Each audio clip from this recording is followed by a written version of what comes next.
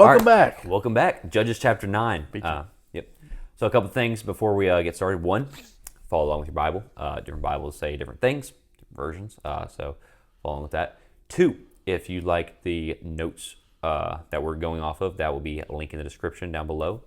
Three, if we miss anything, leave in the comments down below. If you have anything you'd like to add, leave it down in the comments below. Love being yelled at. So this is the chapter to do it. Four, if I mispronounce the names, I'm going to go and apologize because I've been known to do that, and I do that quite frequently. You can't really spell either. No, I cannot. So, but that being said, goes together. yeah. That being said, this chapter is over Abimelech. So this is Gideon's son. Yeah, bad dude. Yeah. So Judges 6 through 8 was about Gideon, and Yeah. this is his son. Abimelech is not a judge, just to clarify that. And because of that, he's not really talked about a whole lot, but he has a lot to do with the history of Judges, which is why he's in the book of Judges. Yep. That being said, though, verse 1, And Abimelech, the son of Jeruel, went to Shechem unto his mother's brethren and communed with them, and with all the family of the houses of his mother's father, saying. So before we get into what he said, Abimelech goes to his family on his mother's side, which is in Shechem. Yeah, his uncle's right. Yes. And he's seeking power, and he's starting with the family connection. So think about anytime you're like trying to get people on your side, you're going to go to the people that are close Love to you you. the most. Agree with you. So kind of playing a little politician there, but just something to think about. Shechem is an important city in the land of Ephraim. It's close to the border of Manasseh. So this is a key city to do this. Yeah. Verse 2. So this is what he's saying to them. Speak, I pray you, into the ears of all the men of Shechem, whether it is better for you either that all the sons of Jerubbaal, which are 70 persons, reign over you, or that one reign over you. Remember also that I am your bone and your flesh. So, where are you getting the idea that you would have to have 70 rulers over you? That's not what Gideon said. He said that God was supposed to be the ruler. He was supposed to be the king. Granted, Gideon didn't really live that lifestyle, but we're seeing the consequence of that now. So Abimelech starts to plant thoughts in the ears of the men of Shechem, and he's asking, would you rather be ruled by 70 or by just one? Yeah. I'm your flesh and blood. I'm your relative, Yeah. Again, if you didn't watch chapter 6, Gideon's nickname is Jerubbaal. Yes. So when it says Jerubbaal, it's talking about Gideon. Yeah. And he frames the issue as something political efficient, but rather it's for personal power. This is his own, doing. It's not for the betterment. Basically saying, wouldn't it be so much simpler if we just had one ruler? Yeah. Me. Yeah. Well, it's just a crazy thing. But Very humble, by the way. Yeah. Verse 3, And his mother's brethren spake of him in the ears of all the men of Shechem all these words, and their hearts inclined to follow Abimelech, for they said, He is our brother. So Abimelech's plan works, and his relatives begin to spread the news and support him. Sure do. So the city gives him their loyalty. Wow, just like that. We're going to see some pretty bad consequences from this, though. Verse 4, And they gave him 70 pieces of silver out of the house of Balbertha, wherewith Abimelech hired vain and light persons which followed him. So the people give Abimelech 70 pieces of silver. It's a good little bit of money. Again, Gideon had 70 sons. So Yep. piece of silver for every son, which Abimelech is one of. Mm-hmm. And it's similar to a poison spreading. The idolatry continues worse each generation. So temple of the false god, which Gideon came from. We're seeing how Gideon's idolatry with the ephod is continuing down to his next generation of sons. And with this money, he hires empty and worthless mercenaries, which is what it means by the vain and light person. So he's hiring basically bodyguards. He's like, yep, we're going to take this place over. Yeah, they're just in it for the money. Yep. Verse 5, And he went into his father's house at Ophrah, and slew his brethren the sons of Jerubbaal, being 70 persons upon one stone. Notwithstanding yet, Jotham, the youngest son of Jerubbaal, was left, for he hid himself. Wow, what an evil dude. Dude is seeking power so much that Abimelech and his mercenaries, they head to Gideon's hometown, and they kill all of his brothers besides Jotham. Mm-hmm. That's just evil. So out of the 70 kids Gideon had, or Jerubbaal had, 68 of them were dead. Yep, 68 died, 2 are still alive. Well, Abimelech. 68 of them were murdered. Murdered, yes. Abimelech and Jotham are all that remain. Yeah. So one stone likely had one single execution spot where all his brothers were executed together, a mass murder site. He said, you're going to die right there. Yeah. I don't know if he lined them up or what, but it's just evil what was going on here. You think of A lot of cities, even in old America, had like that one spot where they killed everybody. So Sad. usually it was criminals. In this case, just kin. Yep. So And sadly, this was actually common amongst dynasties in the time because they fear that when they got power, they would kill them and then be yeah. reigned. And in if you're power. Yeah. you're any student of history, the Romans did this. Yep. Even up till like French Revolutionary stuff. So it's in the new thing, but it's kind of one of the Yep. older things. Anyway. Yeah, very sad. But again, this shouldn't have happened. God should have been their king. They shouldn't have been fighting over power in the first place. But verse 6, and all the men of Shechem gathered together, and all the house of Milo, and went and made Abimelech king by the plain of Pillar that was in Shechem. So the leaders of Shechem and the family of Milo make Abimelech king. This is the first major attempt to try a monarchy in Israel. This is going to fail miserably, if that wasn't kind of already obvious. Yep. And this was a man-made decision, not God's. So the first king of Israel is King Saul. This is before King David. First God-appointed king. Yes. This is a guy trying to climb his way to the top, and he happened to have started in a city. It's not over all of Israel. You notice God didn't tell Abimelech to do all this. Abimelech He just did it. just did it of his own volition. Right. In the house of Milo, it's believed to be a powerful, wealthy family in the area. So basically hiring the rich guys to help support him. I like that name. That's a cool name. Milo. And then the see what it plain, means. and the plain of Pillar. It's a pagan place of worship used as a landmark. So it'd be the same thing as being like 30 miles from the Grand Canyon or whatever. It's a point of interest where you can determine. Yeah, I got it.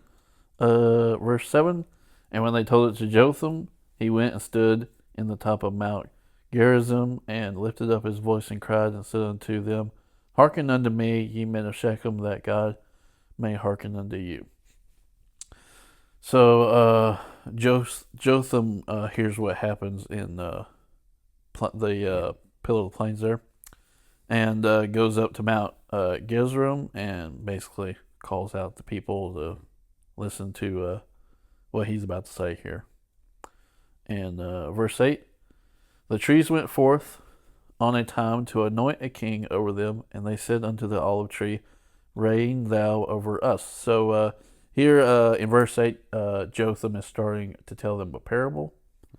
A parable is like a story to make a point. So it's not really, didn't happen, but the truths and the ideas behind it are It's true. like using a earthly metaphor for a spiritual thing. Yeah, right on. So, Jesus used a lot of these in the yeah. New Testament, in the Gospels. So we see in verse 8 there, the trees want a king to rule over them, and they ask the olive tree to rule, right? Verse 9, but the olive tree said unto them, Should I leave my fatness, wherewith by me they honor God and man, and go to be promoted over the trees? Basically, the olive tree refuses, says he can't abandon his job, which is to provide olive oil, which was used not only for food, but for in the worship of God in the temple, which is something these people are not doing right now, as you'll see. It's a good example how good leaders don't seek power. It's usually given to them, or Jesus talks about this. The first will be last, and last shall be first. The best thing to be a leader is be a humble servant. A good leader is a servant. Yep. Yeah. Right. And verse 10, and the tree said to the fig tree, Come thou and reign over us. So, the olive tree said no, so they're moving on and asking the fig tree to reign over them. Verse 11, but the fig tree said unto them, Should I forsake my sweetness and my good fruit and go to be promoted over the trees? Okay. So, fig tree refuses. It like the olive tree has a job to do and can't abandon its role of producing good fruit to feed the people, right? Verse 12, then said the trees under the vine, Come thou and reign over us. So now they're asking the vines, like in the vineyards, like grapevines, stuff like that, to reign over them. Notice we've left the trees. Yep. Just continue going down the line. Yep. Verse 13, and the vine said unto them, Should I leave my wine, which cheereth God and man, and go to be promoted over the trees? The vine refuses, not wanting to leave its useful role in producing wine or like grape juice, which cheers God and man. So it fulfills a role there. Their water wasn't very good back then. They didn't have water treatment plants. Yeah. So a lot of the times the grape juice or wine was a lot safer to drink. Yes. Right. Okay, verse 14, then said all the trees on the bramble come down and ran over us. So now they believe they left trees, they left vines, and now they're moving on to basically thickets, like briar patches, stuff that's like useless and worthless, basically. even hurts you even, right? 15, and the bramble said unto the trees, if in truth ye anoint me king over you, then come and put your trust in my shadow, and if not, let fire come out of the bramble and devour the cedars of Lebanon. So, and the cedars of Lebanon are basically the trees they're asking to do this. Anyway, so the bramble, no surprise, without any hesitation, just accepts their offer and tells the trees to come and trust in his shadow, meaning like come under his protection, like take you under my wing. Yep. If you've heard that expression. Ironically, brambles don't cast shadows. Yep. Not very big ones. Yeah. So certainly much smaller than trees. Showing how there's a lie there is false. No protection for him to give, right? And the alternative is not going with the bramble. So not going with the bramble, or the trees refusing him, is the trees being set on fire. With the trees having that idea that there's no option but to make him king. Yeah. Right, or he's going to set us on fire. And it's funny because this whole thing could have been avoided if they didn't seek after putting someone in that spot, putting a tree or a vine or whatever. Well, and if you think about all those two trees and then the vine, they all have their job, right, and their role to play. If the trees hadn't been so busy looking for a king and just looked for their role and done it, they wouldn't need a briar patch to roll over them. They have God. All right, verse 16. Yes. Now therefore, if ye have done truly and sincerely, and that ye have made Abimelech king, and if ye have dealt well with Jerubbaal and his house, and have done unto him according to the deserving of his hands, Jotham now, he's done with the parable. He turns to the people, asking them if they had made Abimelech king out of truth and sincerity, right? Abimelech in this instance is the brambles he was just talking about, the briar patch. The answer is no, as they had just killed all but 2 of the sons of Gideon to do this. Right? That's not godly. That's not good. That's not what God would want. Jotham showing them how crowning Abimelech was not honoring God or the accomplishments of Gideon. Gideon wasn't one of his own sons killed. Yeah, you'll know them by their fruits. It's showing right here that they're clearly doing evil. In the chapter before, they wanted Gideon to be king, right? Yep. And treated him as such. Verse 17, for my father fought for you and adventured his life far and delivered you out of the hand of Midian. So he's bringing back to him, Gideon fought for you and risked his life to help you, but yet you repay him by killing most of his children. Yep. I mean, that's not right. Verse 18, and ye are risen up against my father's house this day, and have slain his sons 70 persons upon one stone, and have made Abimelech, the son of his maidservant, king over the men of Shechem, because he is your brother. The people repaid Gideon, as we were just talking about, killing most of his sons, and making the son which came from his servant, not even his own wife, king. A warrior that has a huge family of sons, and yet they choose one of the worst ones to rule over them. That one would do. Hence his parable. Yeah. Right. Verse 19. Yes. If ye then have dealt truly in sincerity with Jerubbaal, Gideon, and with his house this day, then rejoice ye in Abimelech, and let him also rejoice in you. So if this is basically saying, if this is the right thing to do, and making Abimelech king, then celebrate, rejoice. If it's right, obviously it wouldn't. There's a hint of sarcasm there if you couldn't pick it up. He's clearly like, okay, well, if this is the right decision, you get kind of nodes of Joshua at the end of Joshua telling them, if it's better to serve these false gods than serve them. Yep. But, it's better to serve God than serve God, which it is better. Verse 20. But if not, let fire come out from Abimelech and devour the men of Shechem and the house of Millo, and let fire come out from the men of Shechem and from the house of Millo and devour Abimelech. Jotham pronounces a curse that there will be fire between Abimelech and the men of Shechem. They will destroy each other. We'll see that later on at the end of the chapter. Verse 21, and Jotham ran away and fled and went to Beer and dwelt there for fear of Abimelech, his brother. So Jotham, here after pronouncing his curse on him, Abimelech flees his brother Abimelech and resides in this city called Beer. After that, it's believed to be, the city is believed to be about 15 miles from Shechem. So he's kind of hiding out. Yep. Again, you just saw him kill all these 15 people. 15 miles is a good ways to walk. Yeah. Oh, yeah. Especially back They don't have cars. Yeah. All right. Verse 22. And when Abimelech had reigned 3 years over Israel. So it's not a long time. 3 years is for what's about to happen. It just shows how he was not fit to be king. My niece is like 6. It's like 5, by the way. So not real long. Yeah. Then 23, verse 23. Then God sent an evil spirit between Abimelech and the men of Shechem, and the men of Shechem dealt treacherously with Abimelech. Just showing how what Jotham said has come to pass. Yeah.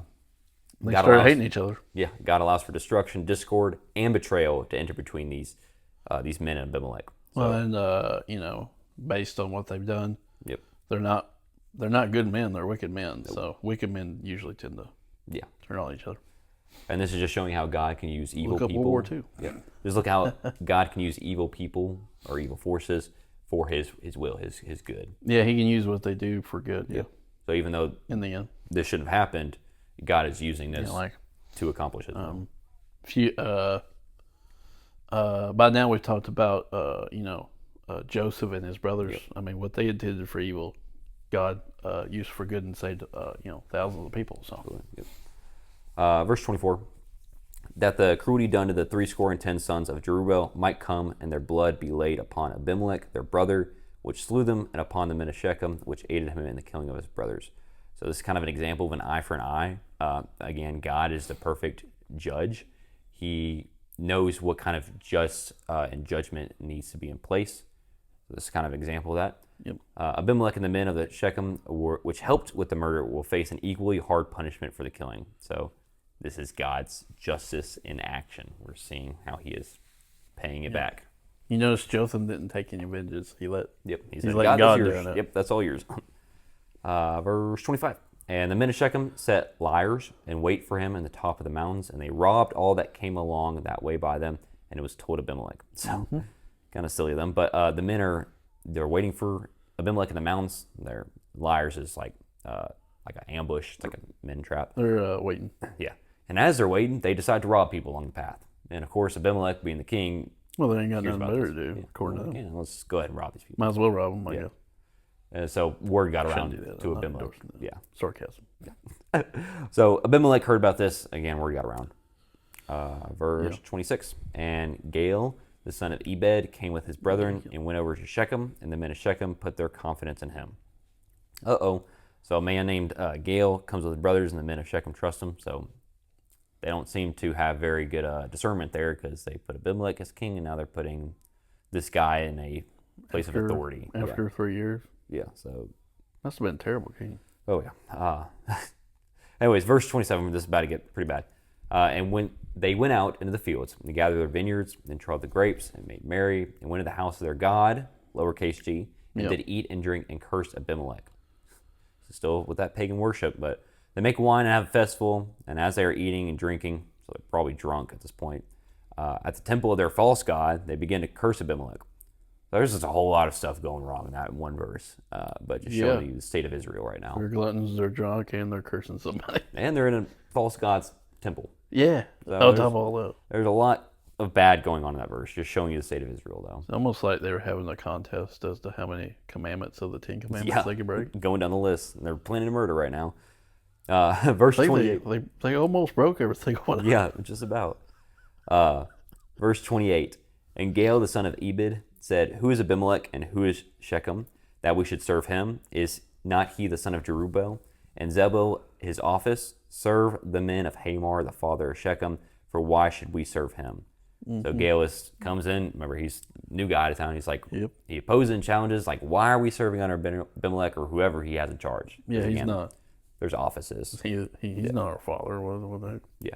So why not serve the father who made the town? Like, what? Yeah. He's just questioning, like, why are we doing any of this? Like, why? So this is an act of treason, and in most areas of the time, you'd just be killed for saying something like that. You're basically saying, why is he king? He shouldn't be king. Kings usually don't like when you do that. So, No. yeah, it's an act of treason. Yeah. Verse 29, and would to God this people were under my hand. Exclamation point. He was intense about this. Then would I remove Abimelech. And he said to Abimelech, increase thine army and come out. Wow, what a threat to the king at the time. So Gale essentially swears to God that he would be a better king. He said, if God put me in charge, I'd be a way better king. He then challenges them to battle. None of that is, again, this is all, think about where they're at right now. Glutton, He wouldn't drunk, be that and better king. yeah. They're not doing anything good right here. Bars are not a good place to make decisions. No, not at all. Not good decisions. Yeah. We'll move on to verse 30. And when Zebul, the ruler of the city, heard the words of Gaul, the son of Ebed, his anger was kindled. So Zebul heard what Gaul was spitting out there, and made him mad. Yep. Verse 31. And he sent messengers unto Abimelech. Sorry, can't speak. Privately, saying, Behold, Gaul, the son of Ebed, and his brethren be come to Shechem, and behold, they fortify the city against thee.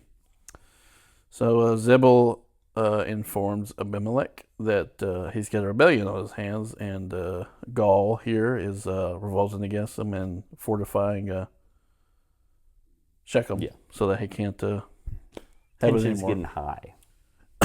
Yeah. Verse 32, Now therefore up by night thou and the people that is with thee, and lie and wait in the field. So Zebul here is telling Abimelech, hey, get up, come here by night, and get ready to wait in the field. He's trying to catch him off guard. Ambush. Yeah. It's a lot easier to move troops at night without people seeing them, obviously. There's no light. 33, And it shall be that in the morning, as soon as the sun is up, that thou shalt rise early and sit upon the city, and behold, when he and the people that is with him come out against thee, then mayest thou do to them as thou shalt find occasion. So his plan is to for his armies in the morning, wait till Gaul and his men come out of the city, and then they'll have plenty of opportunity to battle them outside the city. It'd be much easier. And then he could kill him. Yep. Which would probably please Abimelech very much. Okay. 34. And Abimelech rose up and all the people that were with him by night, and they laid wait against Shechem in 4 companies. So Abimelech does what Zebul advises him to do, and takes 4 companies of men with him. Good size army. Yep. Decent size army anyway.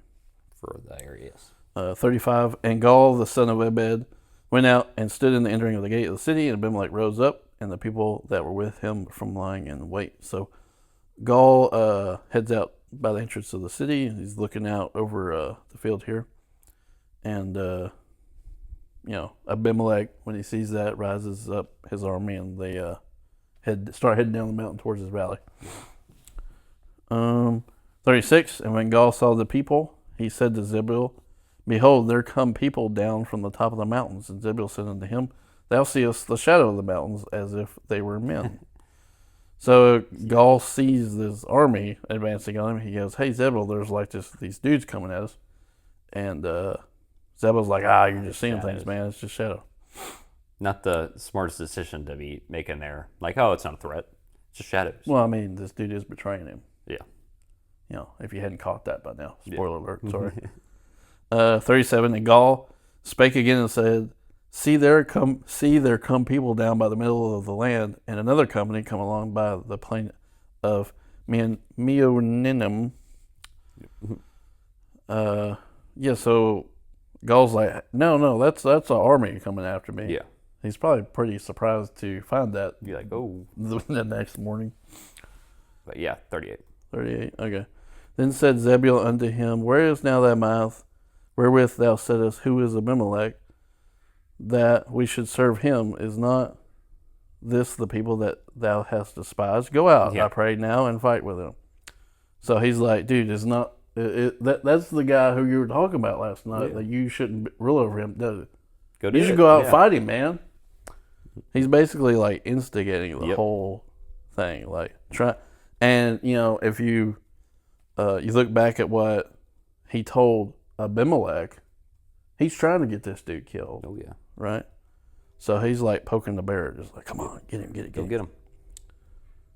Okay, verse 39. Yep. And Gaul went out before the men of Shechem and fought with Abimelech. So Gaul goes out there to get his rear end handed to him, essentially. Yeah. Although he don't know that. Yeah, getting set up. He falls into the peer pressure and goes out there with him. 40, and Abimelech chased him, and he fled before him, and many were overthrown and wounded, even unto the entering of the gate. So Gaul gets utterly defeated Yeah. and starts running like the coward that he is. 41, and Abimelech dwelt at Urimah, and Zebul thrust out Gaul and his brethren that they should not dwell in Shechem. So Abimelech stays in a nearby city, while Zebul convinces Gaul and his brothers to leave the city. Kind of show Well, you can kind of see what's Didn't convince him, he threw him out. Yeah. But. a lot of puppetry kind of thing. Oh yeah, a Right, lot yes. of starts with M. Manipulating. Manibius. Moving on, 42. I love you, Mom. And it came to pass on the morrow that the people went out into the field, and they told Abimelech. So the next day, people told Abimelech that Zebul moved him out of the city. Yeah. 43, and he took the people and divided them into 3 companies and laid wait in the field and looked, and behold, the people were come forth out of the city, and he rose up against them and smote them. You stitched on yourself, man. So Zebul kicks Gaul and his dudes out, and Abimelech hears about it, splits his guys into 3 groups, basically, kind of surrounded, making a kill zone in this field. Yep. And as they leave, he smites them again. Yep. Boy, these dudes don't learn. Although by this time they didn't have a choice. 44, and Abimelech and the company that was with him rushed forward and stood in the entering of the gate of the city, and the 2 other companies ran upon all the people that were in the fields and slew them. So Abimelech, his group, go and block the entrance to the city so that they can't go back in. Trapped in there. And the other 2 groups, kind of trap them in this killing box, kill all of them.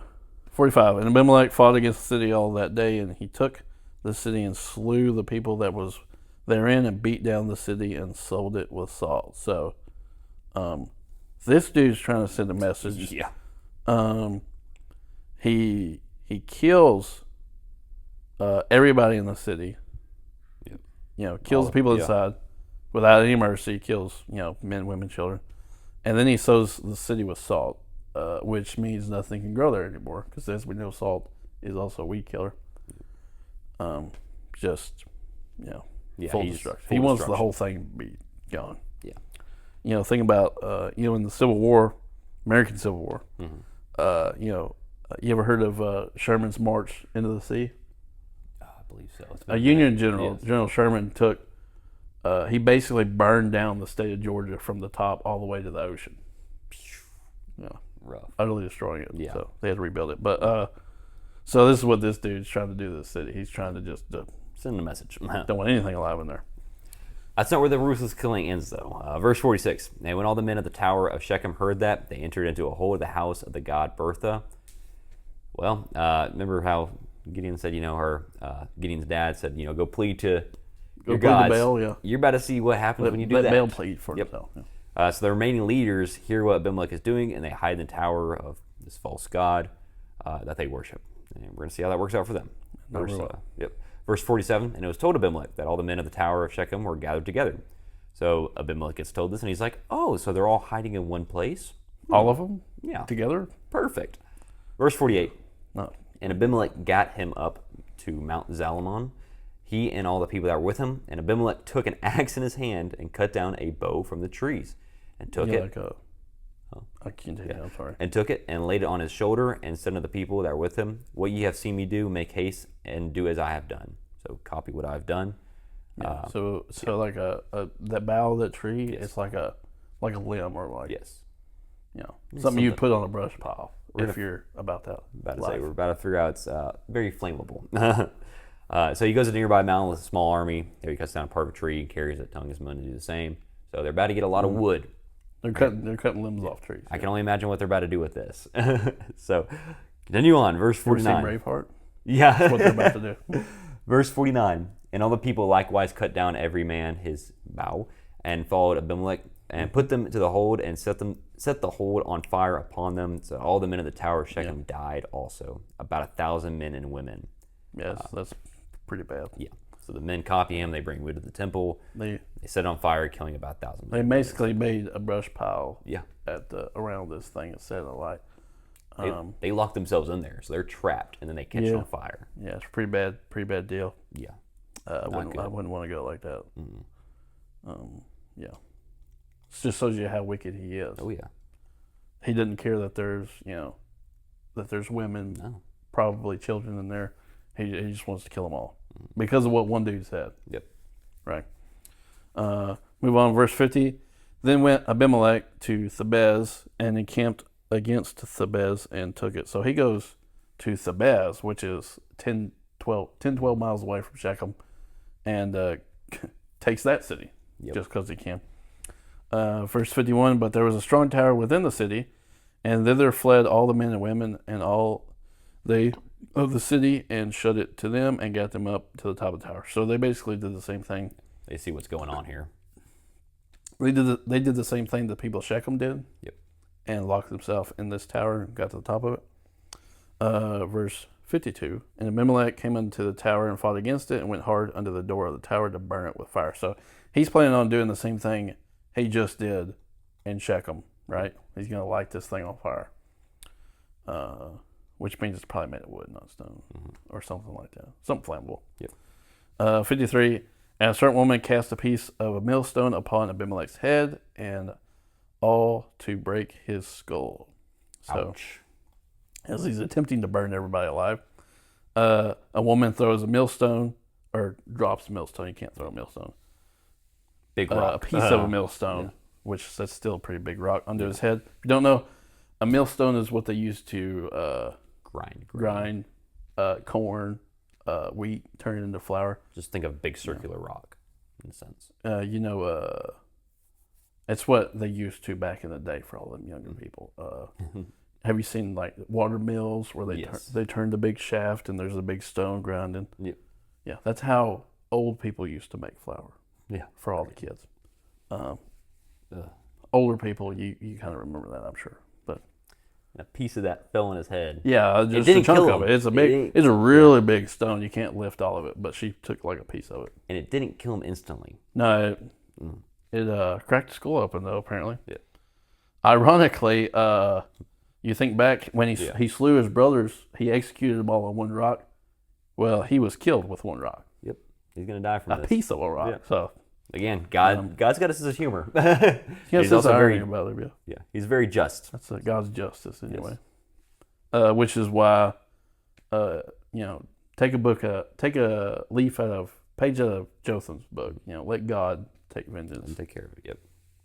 Yep. He's better at it than you are. Although your enemies might not get the same treatment, but in the end, God will. At the end, God always wins. Yep. Even if it's at Judgment Day. Right. So you should pray for your enemies because they got a lot coming from them. Yeah, especially if the Lord's on your side. 54. Then he called hastily unto the young man, his armor bearer, and said to him, "Draw thy sword and slay me, that men say not of me, a woman slew him and his young man, thrust him through, and he died." So even in death, he's vain and doesn't want people to think little of him, even though everybody does. Yeah. So he's dying from, he's bleeding probably massively from his brain. he tells his armor bearer to kill him so that the woman don't get the Yep. glory from it. And back then, up until very recently, it was a shame for a woman to kill you, right? Well, think about back And to some cultures today, it still is. yeah. Think back to Deborah and don't Jael want and to be Sisera. So we see how Sisera got humiliated by Jael putting a tent through his head. Yeah. Same thing happening here. Same thing. Which, I mean, let's be honest, she killed him. Oh yeah. Yeah. Yeah. That's His armor bearer just sped up the process. yes. Anyway, so He his was not armor bearer gonna killed him. 55. And when the men of Israel saw that Abimelech was dead, they departed every man into his place. So they see that Abimelech is dead, and they're like, well, what are we fighting for? Let's go home. Whatever. So they're no longer fighting for this evil dude, so they go home, and the kingdom is pretty much over with. There's no more king. Important to note, Abimelech caused and fed into the Israelites having a civil war among their own people, a horrible act in the history of his time. Yeah. We're going to see at the end of Judges, Worst it's a king whole lot worse. Yeah. Really bad. But, we see the sows of discord being sown there, right? Yep. And then you have later on, and, Kings and into the Chronicles, you have, Israel into two separate kingdoms, right? They have two separate kings. So, this is kind of sowing the seeds of all that. 56, thus God rendered the wickedness of Abimelech, which he did unto his father in slaying his 70 brethren. So God took his vengeance out on Abimelech for killing most of his brothers, all but one. 57, and all the evil of the men of Shechem did God render upon their heads, and upon them came the curse of Jotham, the son of Jerubbaal. So God's vengeance was fulfilled on the men of Shechem and Abimelech. Why did I forget that? And Jotham's curse came true. It just shows you, if there's anything to take from this chapter, it's that, even though wicked men do wicked things or someone slights you, it's not for you to take vengeance, right? You're supposed to pray for your enemies. God will take care of it for you. If someone cuts you off at traffic or something like that, breather, trust me, they're having a worse day than you are. Right? Oh yeah. But that being said, I mean, Abimelech's not really talked about a whole bunch, and there's a lot to take from that chapter, like a lot. So vengeance is the Lord's. That's a great thing with it. I think that's the lesson for today, anyway. That being said, we're going to get into the next judge after this. Chapter 10. Yep. Yeah. Is it your turn to pray out? It might be. I think so. It's been a while. Anyway. Heavenly Father, thank you for allowing us to study your word and present it tonight, Lord. Hope it helps those behind the screen who need to hear it, Lord. Pray that you'd spread the message to those who need it. Thank you for allowing us to do your will. Help us to continue to do your will, Lord. In Christ's name I pray, amen. Amen. Like, subscribe. See you tomorrow for Judges chapter 10.